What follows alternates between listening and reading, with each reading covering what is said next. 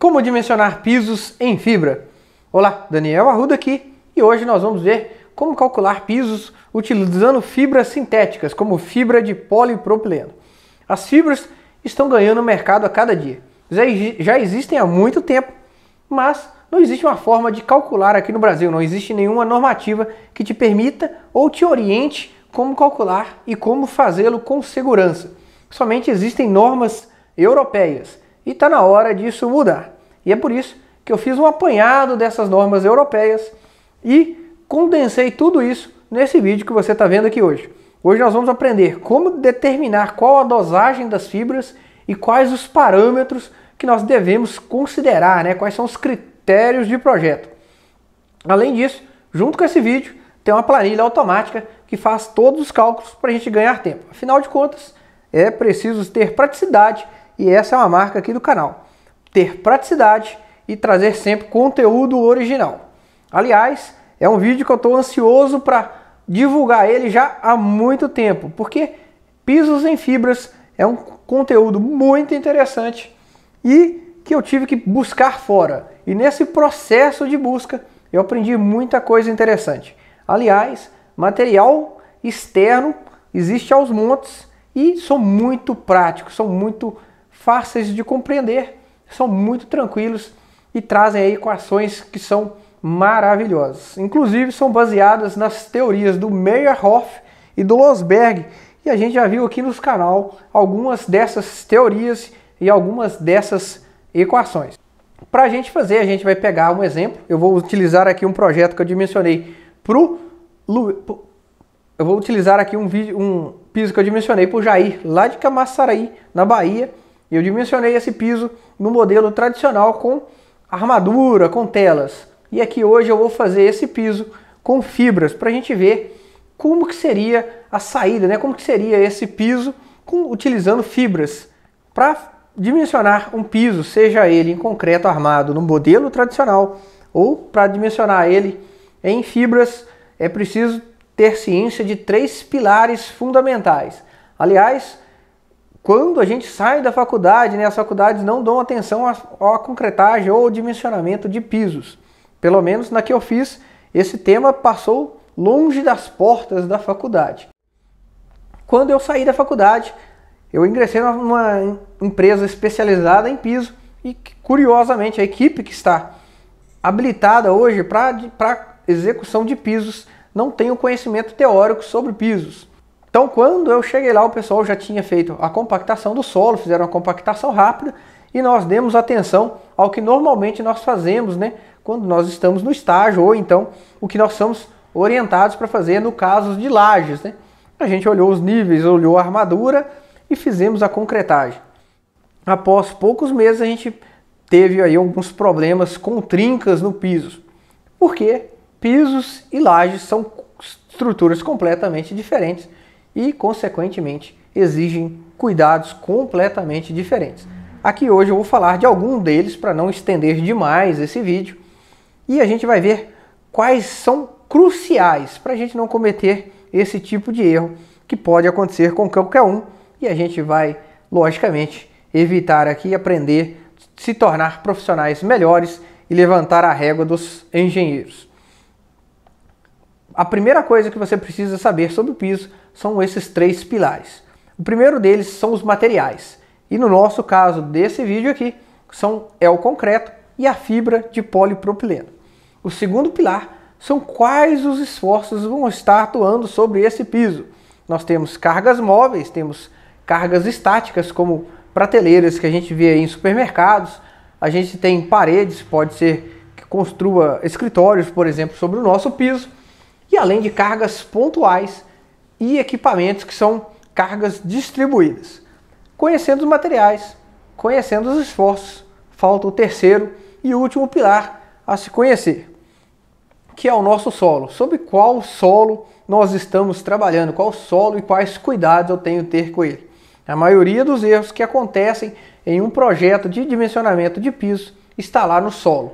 Então nós vamos ver aqui hoje como que a gente determina os parâmetros do nosso projeto e como que a gente vai ler os nossos resultados, seja do laudo de sondagem, seja de um teste de CBR que a gente vai pedir aí no nosso projeto. Para começar, a gente vai dar uma olhada nesse material que está aparecendo aí no vídeo para você. Esse aí é um Word que vai ficar disponível aí para quem deixar o e-mail aqui nos comentários. Ele traz resumidamente toda a teoria que a gente vai utilizar hoje.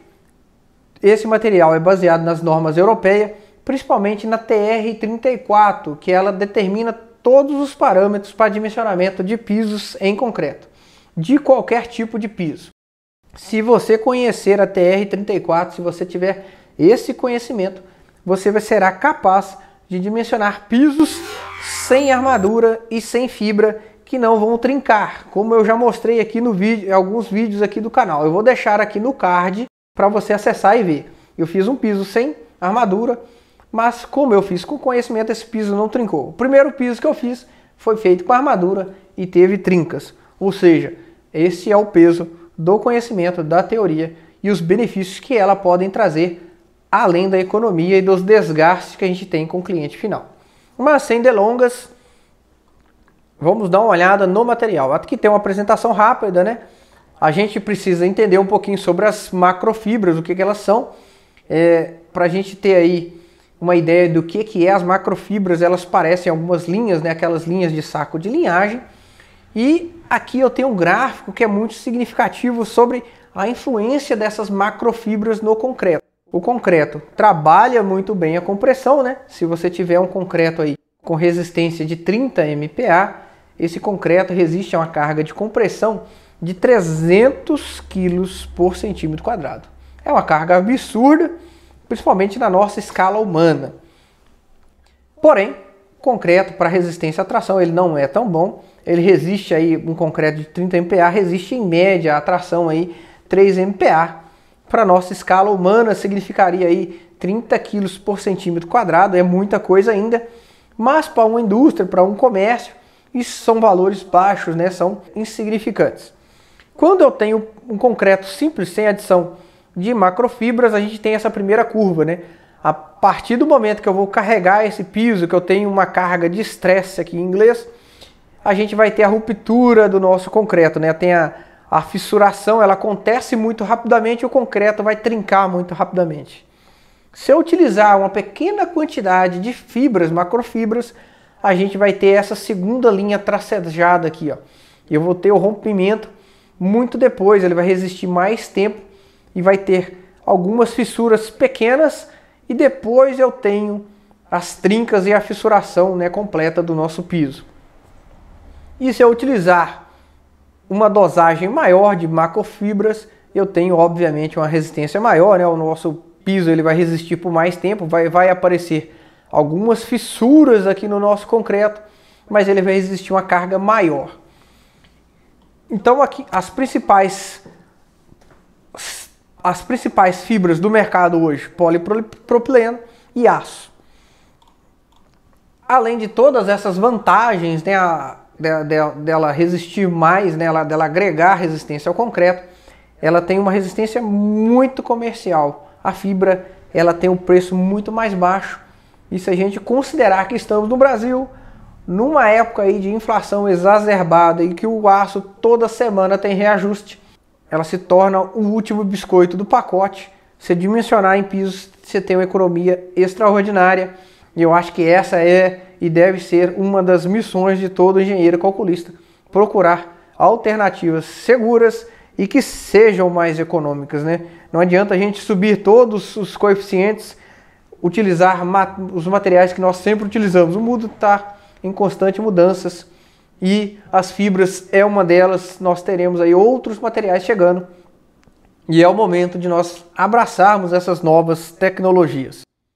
Tem as fibras de polipropileno, nós vamos ver aqui hoje, tem fibras de aço. A normativa, como eu já disse, é TR-34 e o dimensionamento, ele é todo baseado nesse gráfico. A gente dimensiona uma placa de fibra de polipropileno da mesma maneira que a gente dimensiona um concreto sem armadura nenhuma. E a gente vai utilizar esse gráfico para ver a propagação de fissuras sobre o nosso piso. Esse gráfico ele funciona da seguinte maneira. Eu vou aplicar um carregamento no nosso piso e vou observar como que vai acontecer as fissuras. Nós vamos adicionando cargas a esse piso nosso e vai chegar o momento que eu vou ter uma fissuração nesse piso. Quando essa fissuração atingir a medida de 0,5 milímetro, eu vou marcar o que a gente chama de CMOD 1. E aí eu vou continuar aumentando o carregamento sobre esse piso. Chegou em 1,5, eu faço uma nova marcação no gráfico e assim sucessivamente até chegar em 3,5 milímetros. E aí eu vou pegar esses dois valores, tanto o valor de 1,5 quanto o valor de 3,5 de fissura, a fissuração do nosso piso em concreto. Esses dois valores eles vão fornecer para nós o que nós chamamos de tensão axial direta. E a partir dessa tensão, a gente vai determinar os momentos positivos que o nosso piso resiste. Então, eu tenho aqui um momento positivo somado com a resistência que a fibra vai trazer para o nosso concreto. Eu vou calcular também o momento negativo que essa placa de concreto tem e vou somar esses dois momentos. Somou esses dois momentos, nós saberemos aí qual que é a resistência, né? Qual o momento que nosso piso deve resistir. O segundo pilar, como eu já disse, são os esforços solicitantes. Nós temos os principais esforços, como já foram dito, o mais conhecido está aí a nossa empilhadeira. E o terceiro e último critério é a nossa subbase, é o valor da fundação que vai ser do nosso piso. No Brasil a gente utiliza muito aquela bica corrida. Qual que é o grande problema da bica corrida? Ela é muito difundida, né? Ela tem sua praticidade, é fácil de encontrar, é fácil de fazer, mas o pessoal não dá a devida atenção que ela merece. Existem subbases melhores e que são mais fáceis de fazer e de se conseguir. Nós vamos analisar aqui primeiro uma subbase em bica corrida rapidamente. Como esse não é o objetivo do vídeo, o objetivo é fazer na prática o dimensionamento de um piso com fibra. A gente vai dar aí só uma lasqueta introdutória do que são as subbases e como utilizar elas. A forma mais fácil de conseguir determinar qual é a resistência, né, quanto que suporta a nossa subbase, é feita a partir desse gráfico. Quando eu tenho um solo que tem uma resistência considerável, né, tem um SPT muito bom, eu posso estabelecer no nosso projeto que eu quero um CBR, por exemplo, de 8%. Eu poderia estabelecer no projeto qualquer CBR que eu quisesse, assim como eu determino a resistência do concreto. Eu quero 8%, pronto. O que não podemos fazer é ter um solo com a resistência muito baixa e determinar um CBR muito alto, porque quando os carregamentos acontecerem, aquela camada que nós fizemos o tratamento, né, que nós compactamos, ela vai resistir bem, mas as camadas inferiores não. Então o problema vai acontecer da mesma maneira. Mais para frente aqui também no vídeo a gente vai mostrar como tratar pisos com solos que são ruins, né, que tem baixa resistência. Então, considerando aí, né, para facilitar a nossa vida, um solo que seja razoavelmente bom, não é muito bom, mas é razoável. Então, CBR 8%. Estabeleci lá no projeto, eu quero um CBR de 8%. A gente pode colocar lá também uma nota, né, que nós queremos um Proctor normal aí de 96%, com umidade ótima de mais ou menos 2%, que algumas empresas têm o hábito aí de trabalhar com Proctor. Então, a gente está falando a língua deles, né? E se a gente falar a língua do cliente, fica mais fácil da gente ter um piso bem executado. Quem vai trabalhar lá na obra, né, a maneira mais fácil de fazer isso aí é molhar o piso, compactar e fazer o teste, né? Quem vai executar, né, os construtores que estiverem vendo, os arquitetos e engenheiros em geral, fica aí a dica, né? Obra em piso, cliente é igual mulher. Se você fizer direitinho, ele volta. Então, seguindo em frente, eu tenho um CBR de 8% estabelecido no nosso projeto. Se o pessoal executar, certamente nós vamos ter aqui um K de 50. Esse K, não falei dele até agora, mas ele é o item mais importante do nosso projeto de piso. Por quê? Ele que determina qual o carregamento que esse piso suporta. Se eu tiver um K muito baixo, eu vou ter que ter uma placa de concreto muito grande. E é mais barato a gente trabalhar com terra do que a gente trabalhar com concreto. Então, estabeleci 8% de CBR, tem um K de 50 megapascal por metro, a gente já pode seguir em frente com o nosso dimensionamento. E agora, para tornar a coisa mais interessante, eu vou pegar aqui um exemplo de um piso. Esse é um piso feito por Jair lá em Camaçaraí. Ele foi feito com armadura, eu tenho aqui os detalhes das armaduras, né, os espaçadores, aqui as nossas juntas de dilatação. E olha só que interessante, nessa busca minha por normas europeias, por todo o conhecimento, final paper que eles chamam lá, né, TCCs, eu descobri uma coisa muito interessante. Aqui no Brasil a gente tem o hábito de fazer 3 tipos de juntas de dilatação. A junta cerrada, a junta de encontro e a junta de construção. Lá para fora existem 7 tipos de junta. E aqui no Brasil, na prática, lá no campo de batalha, né, na obra, a gente costuma fazer um 4º tipo de junta que não é indicado nos nossos manuais, mas que existe lá fora. Ou seja, o nosso pessoal da obra está fazendo uma junta que é perfeitamente executável, que é perfeitamente normatizada. E aqui nesse projeto nós determinamos aí juntas de dilatação com 4 metros e 5,50. O indicado para qualquer tipo de piso é que você tenha juntas de dilatação pelo menos a cada 6 metros, né, quadrados aí de 6 por 6. Vai depender aí do que o seu layout permite. Quando você passar de 6 por 6, você obrigatoriamente terá que ter mais armação, ou no nosso caso aqui vai ter que ter uma dosagem de fibras maior para combater os efeitos da retração e da dilatação térmica. Mas isso aí é tema para outro vídeo. Inclusive eu vou fazer na próxima quarta-feira às 18 horas, eu vou trazer aqui um vídeo completo sobre juntas de dilatação, tudo sobre juntas, todos os tipos, onde colocar e como fazer. Bom, então tá aqui o nosso piso, placas de 4 por 5, e eu vou pegar aqui também as nossas entradas de projeto. Eles querem empilhadeiras com o eixo mais carregado aqui, ó, de 10 toneladas. Nesse caso aqui do Jair, a gente não sabia o que exatamente seria feito, né, nesse galpão. Constrói o galpão, depois aluga.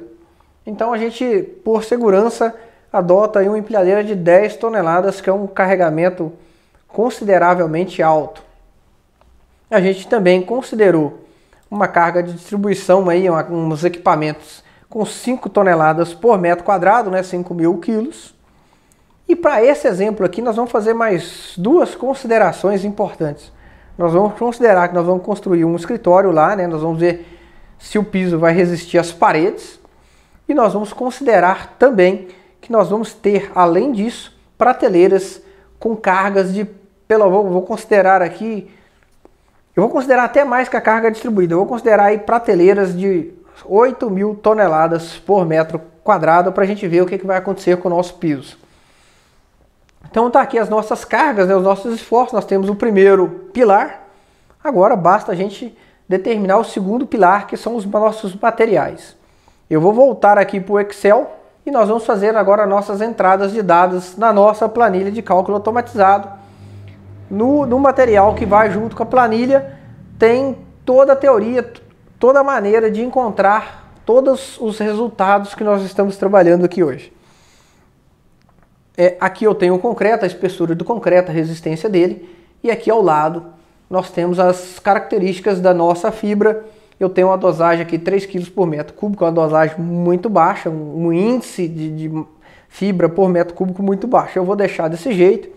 Aqui eu tenho uma espessura de concreto de 14 centímetros, a gente pode utilizar várias espessuras. Nesse caso aqui a planilha vai até 28 centímetros. E eu vou deixar também concreto 30 MPa, é muito utilizado. E a planilha aqui eu já estou com as dimensões da nossa placa lá de 4 metros por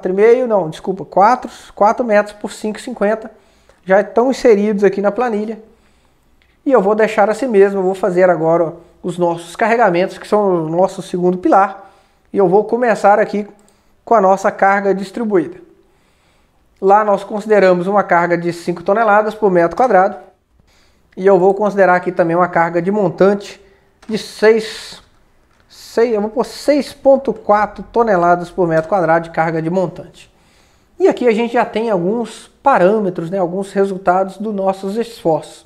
O primeiro deles, que aqui a gente já visualiza quais são os esforços causados pelas nossas cargas distribuídas. Todos eles são baseados na teoria do Meyerhoff, que são equações muito simples até de se utilizar. E aqui a gente percebe que eu tenho a carga resistente do nosso piso. Ela depende da altura da nossa placa, né? Quanto mais carga o nosso piso for receber, maior deve ser a altura do nosso piso.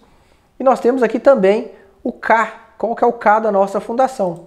Ou seja, se eu não fizer a compactação, se eu não estabelecer corretamente qual que é o K que eu quero para o nosso piso, eu vou ter problemas, lógico, de trincas. E aqui também eu tenho a tração do nosso concreto. Aqui eu tenho o momento positivo do nosso concreto, que vai auxiliar na resistência da nossa placa do piso. Para cargas de montante, o nosso piso resiste 7 toneladas. Para carga distribuída, ele resiste a 6,6 toneladas, ou seja, nesse caso aqui, a nossa carga de montante é o mais criterioso, porque eu tenho 6 toneladas para carga de montante. E eu resisto a 7 toneladas, ok, muito tranquilo. E um fato curioso, aí falando sobre as teorias, né, é que existe uma coisa que nós chamamos de corredor crítico dentro da teoria de carga distribuída. No nosso caso aqui, deu um corredor crítico de 1,76 metros. O que significa isso? Se eu tiver uma prateleira a 1,76 metros de outra prateleira, eu vou ter um momento máximo de 11,93. O nosso concreto vai ter que resistir a isso ou mais para não ter a fissuração, não ter trincas. Mas, se eu tiver distâncias menores nesse corredor crítico, esse momento ele se torna menor. Se eu tiver distâncias maiores que isso, esses valores também se tornam menores. Por isso o nome corredor crítico, ele estabelece qual que é o maior momento que vai atuar no nosso piso devido às cargas de montante. Aqui embaixo, se você descer a planilha, você vai ver que eu tenho as verificações para a punção da nossa placa de concreto. Essa verificação é feita pelo seguinte: eu vou estabelecer aqui, por exemplo, vamos supor que eu tenho aí uma sapata da nossa prateleira de 12 centímetros e cada prateleira, cada metro quadrado, eu tenho 4 pés, né, da nossa prateleira. Aqui eu verifico a punção para a nossa prateleira. Existem diversas situações de projeto. Eu posso ter a prateleira que está com o pezinho bem no meio da nossa placa. Eu posso ter a prateleira que tenha o pé bem no canto ou o pé bem na borda ali da nossa placa de concreto. O pior caso acontece quando o pezinho da nossa prateleira está bem no cantinho da nossa placa, né, no encontro de duas faces da nossa placa de concreto. Aqui eu tenho a cortante, a punção resistente do canto, né, ela é 40. Se for na borda, resiste 72 kg. Se for no meio da nossa placa, ela já resiste 129. Ou seja, sempre, em todos os casos, o critério maior do nosso piso em concreto é sempre as bordas e cantos do nosso piso. Vamos passar agora para a nossa carga linear, né? Vamos colocar um escritório no nosso piso e ver se suporta.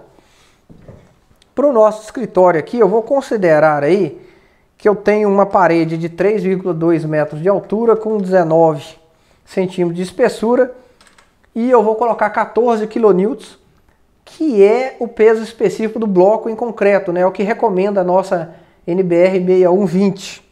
Se a gente tivesse lajes ou uma cobertura, a gente poderia acrescentar, por exemplo, aí uma cobertura metálica, né? Via de regra aí é 300 kg por metro. Eu vou colocar aqui mais 3 kN, só a título de exemplo. Eu tenho uma carga de 11 kN por metro, ou seja, dá 1 tonelada mais ou menos por metro. E aqui eu tenho quanto que resiste ao nosso piso. Se for no meio da placa, 49. Se for nas bordas da placa, ele resiste 37 kN, ou seja, novamente as bordas, né, é e sempre será o fator criterioso do nosso projeto. Numa situação dessa, com um escritório com 3,20 de altura, com forro, eu tenho 1 tonelada e eu resisto a 3 toneladas, ou seja, dificilmente esse piso vai sofrer qualquer rompimento por cargas com uma estrutura de 3 metros de altura, um escritório. dificilmente você vai ter problemas quando você coloca simplesmente uma parede num piso de concreto. Mas lógico, né, se a gente tiver uma parede aí muito alta, né, 7 metros, 10 metros, aí pode ser criterioso. Cargas móveis são as cargas principais de um piso industrial, até porque são cargas dinâmicas, né, os fatores de majoração das cargas dinâmicas são sempre maiores. É importante a gente saber aqui qual que é a carga no eixo mais carregado. No nosso projeto aí, como a gente viu, é 10 toneladas. Pressão de enchimento, eu vou colocar aqui 1,75. 1,75 são aqueles pneus sólidos da empilhadeira, né? Caso eu tenha empilhadeiras com pneus pneumáticos, né, como se fosse um pneu de carro, né, falando aí o português mais comum, essa pressão é menor e eu tenho momentos menores para o nosso piso. Entre eixos aqui eu vou considerar uma empilhadeira de 1,5 metros, existem empilhadeiras de todos os tamanhos, somente a título de exemplo eu vou montar 1,5, vou colocar aqui rodas de 0,34 metros, comprimento dela. Vou manter aqui com eixos simples, que são as mais comuns também, a gente não sabe o que vai ser lá. Poderia ser uma empilhadeira com eixo com roda dupla, né, rodagem dupla. Também reduz substancialmente o nosso esforço sobre o piso. E aqui eu tenho os momentos, né, novidade, os momentos na borda, né, são maiores que os movimentos internos do nosso piso. Detalhe importante, na borda aqui eu já tenho um aviso que o piso ele é insuficiente à nossa carga móvel, ou seja, nós vamos ter que mudar a nossa resistência do concreto, ou a altura da placa, ou ainda a dosagem de fibra que nós estamos utilizando na nossa placa de concreto. Eu acho até que eu já vou fazer isso agora, né? Já vou voltar lá no nosso piso. Eu vou adotar aqui uma dosagem de 4, não foi suficiente, vou passar para 6 quilos por metro cúbico ainda não foi suficiente, eu poderia passar para 8, mas eu acho que é melhor a gente trabalhar um pouquinho aqui na espessura. Chegamos aí, suficiente. Bom, ainda nós não terminamos, porque falta mais algumas coisinhas bem rápidas para a gente verificar sobre esse piso. Se eu tivesse cargas pontuais, eu faria a adição aqui, né? Basta saber qual que é a largura do apoio para a gente fazer as verificações. Quando eu tenho cargas pontuais, a gente consegue saber qual que é a deflexão, né? Quanto que o nosso piso vai empenar devido a essas cargas, né? Qual que vai ser a flecha no nosso piso. Interno eu tenho 0,13 metros, por default a planilha considera uma carga aí de 1000 quilos. E para 1000 quilos eu tenho 0,14 milímetros nas bordas, né? Também é uma deflexão muito baixinha, né? Além disso, a planilha também vai trazer para vocês aqui qual que é o diâmetro das nossas barras de transferência que a gente vai utilizar nas juntas, né? Aonde você colocar as juntas, quais são as barras que você tem que utilizar e qual que é a resistência que em cada barra vai ser necessário. Curiosamente, né? Olha só, essa tabela aqui ela é baseada numa tabela da Portland Cement Association, e ela traz o que a Portland recomenda para diâmetro de barras para pisos. Se eu tiver um piso com espessura 12 centímetros, o indicado são barras de 16 milímetros com 30 centímetros somente. Ou seja, né, o usual aqui no nosso país é utilizar sempre barras de 20 com comprimento 50. Se você tiver pisos com espessuras menores, você pode utilizar barras menores. Somente a partir de 18 centímetros que você vai precisar utilizar uma barra de 20 milímetros com 40 centímetros, menor ainda do que o que é usual. Quem já comprou barras de transferência sabe o preço que está a barra hoje. Falta a gente verificar ainda o nosso solo, e para isso eu vou fazer rapidamente aqui, eu vou pegar um relatório de sondagem. Bom, eu tenho um SPT aqui, ó, considerável nas primeiras camadas. Já de cara eu tenho um SPT de 9, é um SPT muito bom. Se a gente quiser saber qual que é a resistência do nosso solo, né, qual que é a tensão admissível do nosso solo, basta a gente fazer aquela continha básica, né? Existem diversas contas, talvez a mais fácil delas é essa daqui, ó. eu tenho um SPT lá de 9, né? Eu vou pegar 9 e elevar ele a meio. Quando eu elevo a meio, eu estou tirando a raiz dele. E vou subtrair 1 também. É uma formulazinha, raiz do SPT menos 1. Fiz a raiz, tirei 1, deu lá um SPT de 2. Ou seja, aliás, desculpa, deu lá uma resistência admissível de 2 kg por centímetro quadrado, né? É um solo que tem uma resistência muito boa. Eu posso considerar tranquilamente para a situação na qual eu tenho aí um SBR de 8 e eu vou ter um K aí de 50. Se a gente utilizar uma subbase tratada com cimento ou concreto rolado, a gente vai ter valores muito maiores. Mas eu não vou alongar muito nisso. Eu quero ver aqui uma outra situação, que é o que a gente faz quando a gente tem um solo com uma resistência muito baixa. Eu vou pegar, por exemplo, essa sondagem. Eu vou pegar uma sondagem aqui que tem um SPT muito baixinho. Ela tem um SPT mais ou menos nas primeiras camadas, mas aqui nas camadas intermediárias eu tenho um SPT muito baixo. Isso é ruim, porque quando as tensões superiores chegarem a essas camadas, a gente vai ter um recalque do piso. Isso é muito ruim pra gente. Nesse caso, o recomendado é a gente fazer um tratamento das camadas superiores, né? Remover 40 centímetros, fazer tratamento com solo cimento, pelo menos 4%. Se você quiser ver como tratar subbases com solo cimento, eu vou deixar aqui no card da descrição um vídeo explicando como que a gente faz isso. O que é indicado nesse caso é tratar o solo, fazer um tratamento de solo cimento. A gente vai aumentar a resistência das primeiras camadas para quando esse esforço chegar nas camadas inferiores, ele está com valor menor, né? As tensões vão se dissipando à medida que vão descendo sobre o perfil do nosso solo. Se você quiser ver como calcular, como fazer solo cimento, eu vou deixar no card aqui um vídeo que vai explicar exatamente como tem que ser feito, qual que é a proporção correta de se fazer solo cimento e os benefícios que a gente pode ter. Então nesse caso aqui, eu vou adotar aqui um K de 50 e eu tive aqui um piso com insuficiente a carga móvel. Eu vou ver se eu consigo, eu vou aumentar a dosagem. Aumentando a dosagem eu consigo resolver. Se eu posso fazer o oposto também, né? Eu tenho um K aqui de 50, tenho problema com carregamento a carga móvel, vou fazer o oposto. Eu vou, mesmo que eu tenha um solo razoável, eu vou fazer um tratamento com esse solo e vou chegar aí a 60 megapascal por metro, que é o valor que já estava, né? E a gente resolve o problema. Se você quiser adquirir essa planilha, eu vou deixar aqui no link da descrição para um link que vai te levar direto para a Hotmart com desconto. Se você adquirir por esse link, você tem desconto de 50%. Além disso, se você gostou desse conteúdo, por favor, clica no gostei e compartilhe esse vídeo para que ele chegue às mais pessoas. Como eu já disse, não existe no YouTube, no Brasil, normas que determinam como calcular pisos.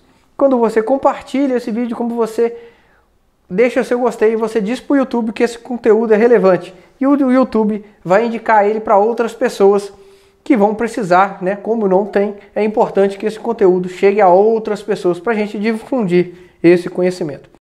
Pessoal, muito obrigado e a gente se vê quarta-feira às 18 horas aqui no canal. Aquele abraço e até mais!